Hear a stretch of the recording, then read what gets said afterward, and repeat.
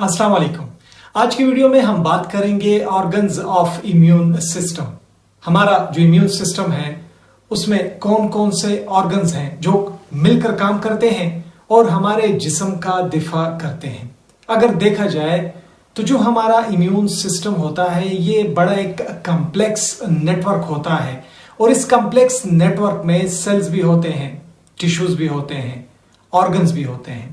ये सारे मिलकर हमारे जिस्म का दिफा करते हैं, हमारे जिस्म को डिफेंड करते हैं हर उस चीज के खिलाफ जो बाहर से हमारे जिस्म में दाखिल होता है और हमारे जिस्म में वो बीमारी का बायस बनते हैं। अभी हम बात करेंगे उन्हीं टिश्यूज पर, उन्हीं ऑर्गन्स पर जो कि शामिल होते हैं इम्यून सिस्टम में। तो वो हैं, सबसे पहले नंबर पर है बोन मैरो।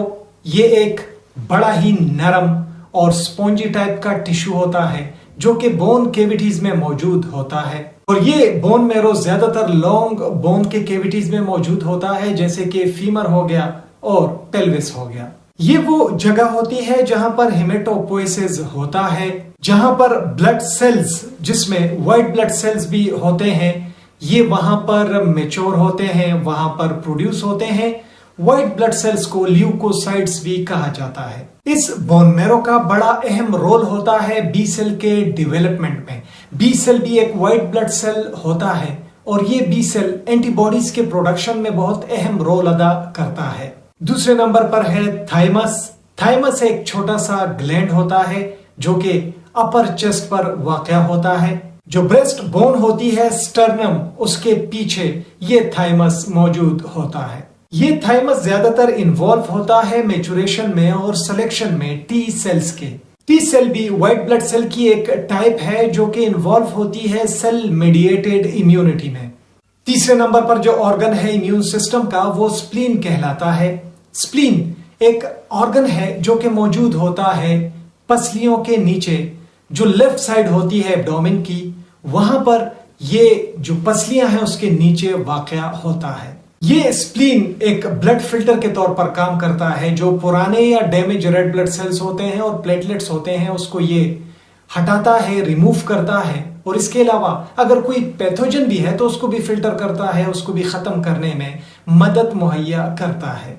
स्प्लीन का एक अहम रोल इसमें भी है कि ये इम्यून सिस्टम को शुरू करने में, उसको एक्टिवेट करने में भी इसका रोल होता है, क्योंकि ये एंटीजन को ट्रैप करता है और उसके प्रोसेसिंग में ये मदद मुहैया करता है और इम्यून सिस्टम के लिए फिर बहुत ज्यादा आसान हो जाता है कि वो इस एंटीजन को खत्म कर सके।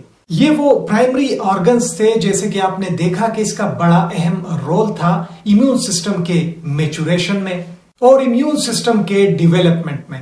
इसके अलावा इन प्राइमरी ऑर्गन्स के अलावा इम्यून सिस्टम में कुछ लिम्फाइड ऑर्गन्स और टिश्यूज भी होते हैं जिसका बड़ा अहम रोल होता है इम्यून सिस्टम में। अभी बात करेंगे उन्हीं सेकेंडरी लिम्फाइड ऑर्गन्स पर जिनका बड़ा अहम रोल होता है इम्यून सिस्टम में। तो वो हैं, तो पहले नंबर पर है लिम्फ नोड्स। लिम्फ नोड्स छोटे से होते हैं, बीन शेप के स्ट्रक्चर ये होते हैं और ये तमाम जिस्म में मुख्तलिफ जगहों पर मौजूद होते हैं। इनका फंक्शन भी होता है इम्यून सिस्टम में, ये एंटीजन्स को ट्रैप करते हैं, प्रोसेस करते हैं लिम्फेटिक फ्लूइड की मदद से। लिम्फ नोड्स वो जगह होती है जहां पर प्रोलिफरेशन होती है, एक्टिवेशंस होती हैं लिम्फोसाइट्स की, जिसमें बी सेल और टी सेल शामिल होते हैं जब भी कोई इम्यून रिस्पॉन्स होता है जिस्म में। लिम्फाइड ऑर्गन्स या फिर टिश्यूज में जो दूसरी चीज शामिल है वो कहलाती है माल्ट, यानी कि म्यूकोजा एसोसिएटेड लिम्फाइड टिश्यू।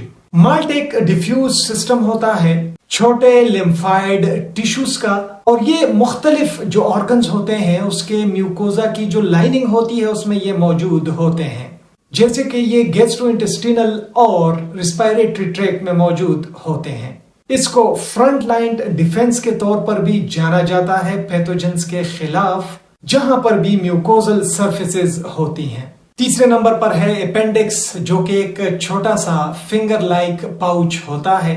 ये अटैच होता है, जुड़ा हुआ होता है सीकम के साथ और सीकम वो जगह है जहां से जो लार्ज इंटेस्टीन है वो शुरू होता है। इसका जो फंक्शन है अभी तक नहीं जाना गया, लेकिन ये कहा जाता है कि इसका भी रोल होता है इम्यून सिस्टम में, डिफेंस में और खासकर जो छोटे बच्चे होते हैं, जो अर्ली लाइफ होती है, तो उस टाइम पर इसका इम्यून सिस्टम में रोल होता है। इसके अलावा है अदर टिश्यूज, जो लिम्फाइड टिश्यूज होते हैं, ये पूरे जिस्म में फैले हुए होते हैं, जैसे कि टॉन्सिल्स में, पायर्स पैचेस में जो कि छोटी आंत में मौजूद होते हैं, और स्प्लीन में। ये ऑर्गन्स, ये टिश्यूज एक साथ काम करते हैं ताकि जो पैथोजेंस हैं उसके खिलाफ ये अपना प्रोसेस शुरू कर सकें, उसके खिलाफ दिफा कर सकें। ये जिस्म की सेहत को बरकरार रखने में मदद मुहैया करते हैं और बीमारियों के खिलाफ जिस्म की हिफाजत करते हैं। इसके अलावा इम्यून सिस्टम में इम्यून सेल्स भी मौजूद होते हैं, जैसे कि लिम्फोसाइट्स हो गए, जिसमें बी सेल्स, टी सेल्स हो गए, मैक्रोफेजेस हो गए, डेंड्रेटिक सेल्स हो गए। इसके अलावा व्हाइट ब्लड सेल्स हो गए, जो कि पूरे जिस्म में मौजूद होते हैं। और ये सिस्टम भी जो है, तो ये इम्यून सिस्टम के ऑर्गन्स के साथ मिलकर मदद कर रहा होता है और जिस्म का डिफेंस कर रहा होता है, ताकि जिस्म को ये बीमारियों से बचा सके, जिस्म की सेहत की हिफाजत कर सके और जिस्म को महफूज रख सके। बहुत ज्यादा शुक्रिया MLT हब विद कामरान देखने के लिए। वीडियो पसंद आई हो, वीडियो को जरूर लाइक करें, दोस्तों के साथ शेयर करें, हमारे channel MLT hub with Kamran को सब्सक्राइब करें। अपना ढेर सारा ख्याल रखें। अल्लाह हाफिज।